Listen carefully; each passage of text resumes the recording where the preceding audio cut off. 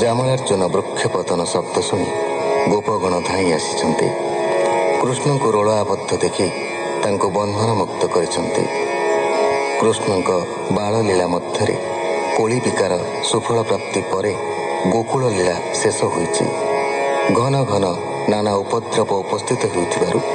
उपनंदन परामर्श क्रमे रामकृष्ण सहित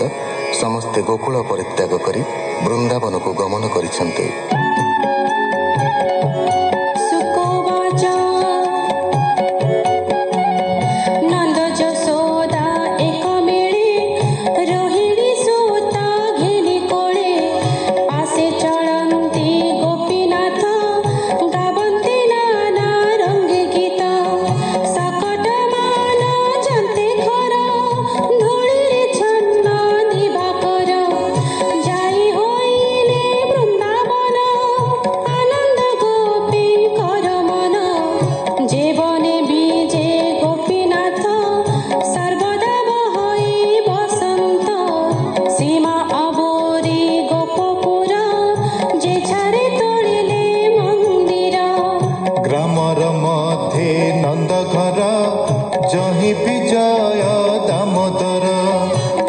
देखिले गोवर्धन जमुना नदी वृंदावन देखि सानंद बेनी भाई बोलंती नंद को बसाई जेते अछंती बसा घरे आंभे रखिबु नदी तीरे भोता तो नाही तू न कर बसा रखिबु आंभे तोर नंद बोइले तोष होई काली हूँ बसा रखने पितार बचने मुरारे सानंदे चरंती बाछुरी ग्राम निकटे थांते निते बने न जानते बयचिते व्याघ्र भलुक सिंह त्रासी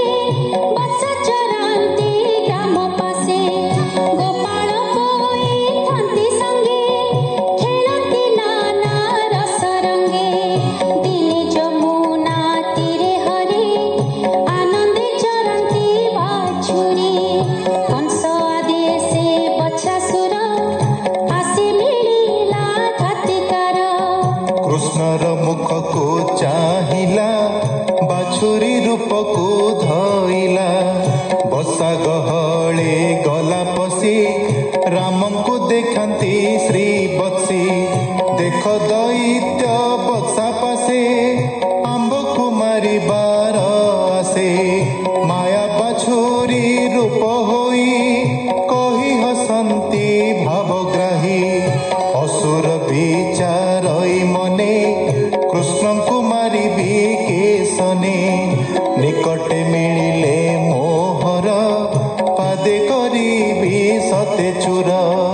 ताहा जानिले नारायण मोहिले कुमारଙ୍କ मन कइथ गछ देखि पोए बोलନ୍ତି रामଙ୍କୁ ଠକାଏ ଏ ଫଳ ଦିଶାଇ ସୁସଞ୍ଚ ହସ୍ତ ନ ପାଏ ବଡ଼ ଉଚ୍ଚ ତୁ ରାମ ଅତି ବଳିୟାର ଫଳ ଠକାଏ ବୃକ୍ଷ ତୋଳ ଶୁଣି ସାନନ୍ଦ ବନମାଳି ବସାରେ କାଟି ଯାଇ ମିଳେ ବେଣୀ ଚରଣ ଧରି କରି ବୁଲାଇ ପିଟିଲେ ବୃକ୍ଷରେ करे घुरान्ते प्राण गला जीवन गोविंदे पसिला देवे चकित ताहा देखि ब्रह्मा होइले अति सुखी असुर देह लागी करी फल पड़िला वृक्ष झड़ी बालके देखिण चकित बोलंती धन्य नंद सुत दिने निदाघे खरा बेले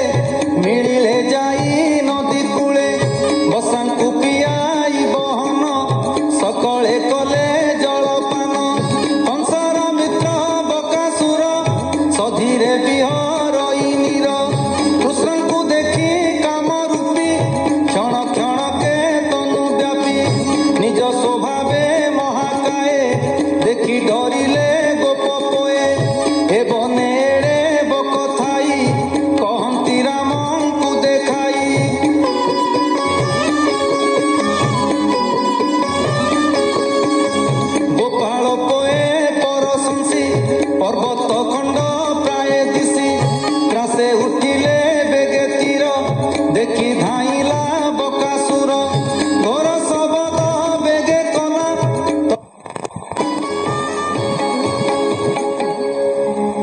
देखी सानंद बृंदारके कुसुम बरसिले थके द्वंद्वी वाद्यनाद करी रंगे नाचंती अपसरी बालके देखिण चकित माया मोहिले गोपीनाथ